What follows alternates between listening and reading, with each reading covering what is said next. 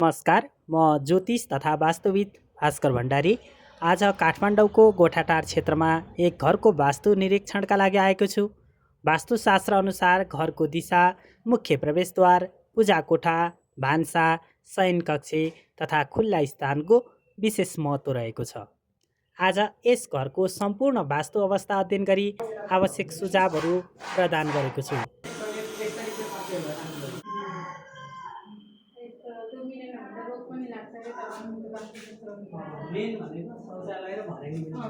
कहिलेकाहीँ घरमा बारम्बार समस्याहरू आउनु, मानसिक अशान्ति हुनु, काममा बाधा आउनु, अन्य विभिन्न कारणहरूमा वास्तु सम्बन्धी पक्ष पनि जोडिएको हुन सक्छ।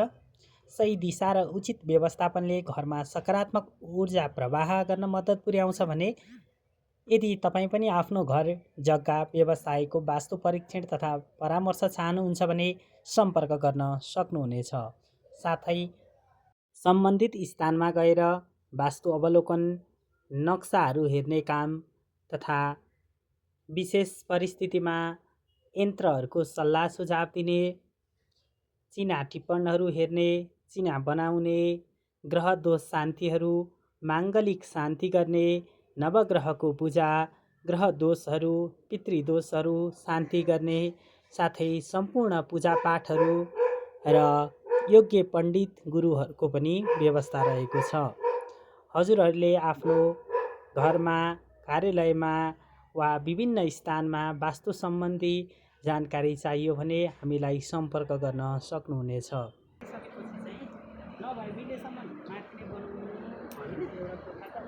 सानो होइन भने चाहिँ यहाँ अलिकति बार जस्तो लाएर त्यता चाहिँ जाने बन्द गर्नु होइन, त्यो जान थाहै छैन। होइन यहाँ माथि चाहिँ माथि मन्दिर ननागेपछि सबै ल्याएर राख्नु पऱ्यो। त्यहाँ चाहिँ ननागेपछि काहीँ चाहिँ यसो बजेट जस्तो पनि बनाइदिया हुन्छ क्या माथि नै।